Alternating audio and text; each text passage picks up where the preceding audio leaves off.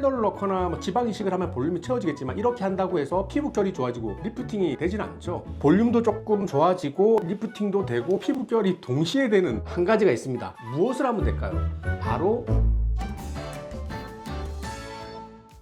오늘 환자분이 저한테 찾아오셨는데요. 볼살이 약간 푹 꺼지는 것 같고 얼굴도 이렇게 밑으로 축 처지고 피부도 푸석푸석해요. 얼굴에 볼륨을 늘리고 리프팅을 하고 피부 콜라겐을 늘린다. 이게 어떤 의미인가를 생각해보면 답을 드릴 수가 있습니다. 자, 사람 얼굴을 보면 이 뼈 위에 우리 연부 조직이 이렇게 붙어 있는 거죠. 이 부분을 제가 조금 확대해서 한번 보겠습니다. 뼈에서부터 큰 콜라겐 줄기가 나와서 가지를 쳐서 지방을 지나서 다시 콜라겐 덩어리인 진피층으로 딱 들어가게 되죠. 일단 볼륨이 꺼진다는 것은 어떤 부분을 말하냐면 지금 이렇게 제가 동그랗게 그린 이 부분이 양이 줄어든다는 것인데요.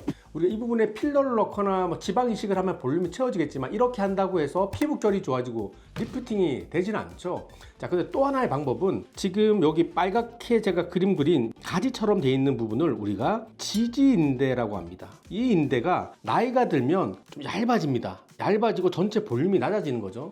제가 환자분한테 설명하기 위해서 보통 이거 많이 쓰는데요. 가장 바깥에 피부 밑에 이 수세미처럼 돼 있는 구조, 이게 지방 밑에 있는 구조인데 그 요 작은 방 하나에 지방이 들어있고 그 지방을 싸고 있는 그 인대들 조직이 지지인대입니다. 이 부분들이 나이가 들면 밑으로 이렇게 처지게 됩니다. 오른쪽 그림처럼 나이가 들수록 이렇게 밑으로 처지게 되죠. 처지게 된다는 말은 해당 부분 볼륨이 준다라고도 볼 수 있습니다. 결국 이 부분에 있는 그 인대 조직이 점점 두께가 얇아지기 때문에 이 부분을 두껍게 하는 것이 핵심입니다. 무엇을 하면 될까요? 스컬트라, 올리디아, 주베룩과 같은 폴리락틱 에이시드 계열의 물질을 사용하면 됩니다. 이 폴리락틱 에이시드는 피부 안에 들어가면 미세한 괴액된 염증을 유발하게 되고요. 이 염증이 생기면 섬유아세포 성장인자를 분비시키게 됩니다. 그러면 섬유아세포가 활성화되게 되고 그럼으로써 새로운 콜라겐들을 쫙 만들어내겠죠. 이 진피 밑에 피하 조직에다가 올리디아 주베룩을 넣어주게 되면 이 얇아져 있는 지지인대 콜라겐 줄기들이 두꺼워지고 그럼으로써 볼륨이 쭉 차게 됩니다. 간혹가다 헷갈려 하시는 분이 피하 지방으로 넣으면 지방층이 콜라겐으로 바뀌는 것으로 착각하시는 분이 있는데요. 그건 아니고 이런 지지인대가 두꺼워지는 특징이 있죠.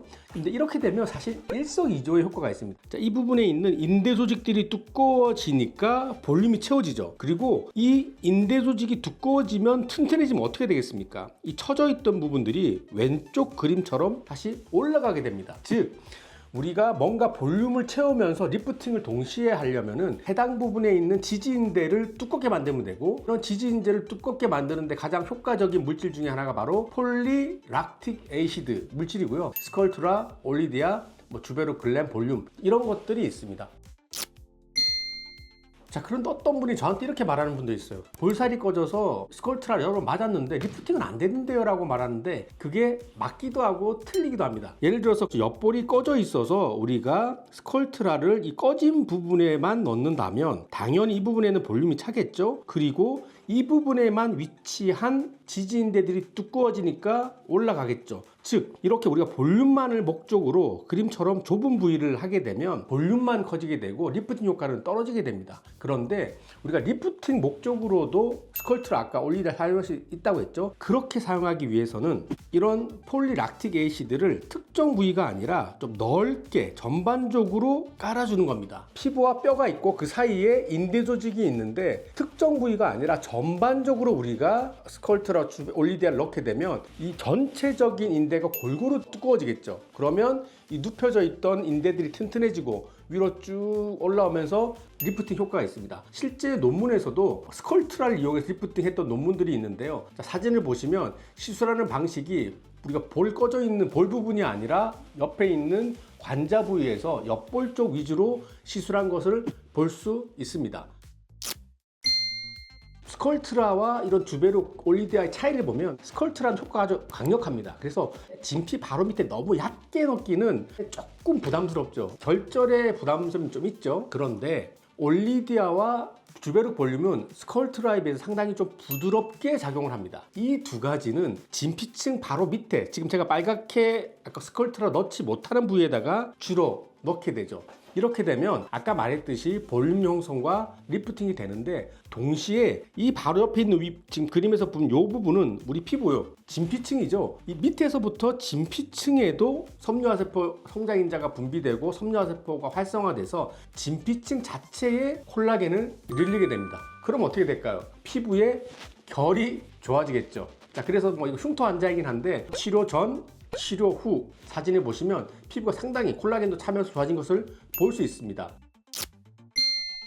최근 논문에 의하면 지방세포에는 줄기세포라는 것이 많이 포함되어 있습니다. 피하지방에 이런 폴리락틱 에이시드를 주입했을 때 섬유화세포만 활성화시키는 것이 아니라 지방 줄기세포를 자극해서 지방 줄기세포 중 일부를 지방세포로 변환시켜서 마치 지방 이식을 한 것처럼 볼륨을 증가시킨다는 논문도 보고가 되고 있습니다. 그래서 아까 제가 말씀드렸듯이 단순히 지지인대 쪽 이 하나하나를 두껍게 만들어서 볼륨을 형성시키는 것도 있지만, 거기에 일부 지방 자체도 신생 지방을 만들어서 볼륨을 증가시키는 그런 것도 있습니다.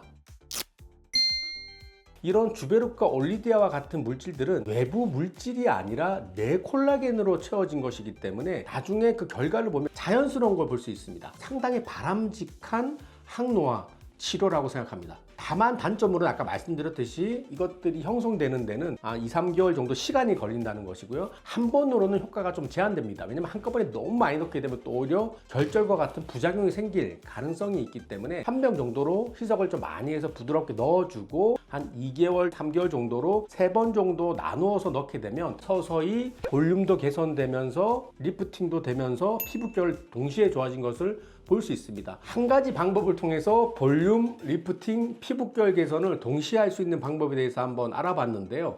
오늘 내용이 조금 이해가 안 되시거나 더 궁금한 사항이 있으면 댓글로 적어주시면 제가 성심성의껏 답변 드리도록 하겠습니다. 이상 여러분의 피부과 전문의 닥터펠프스 유동기 원장이었습니다. 감사합니다.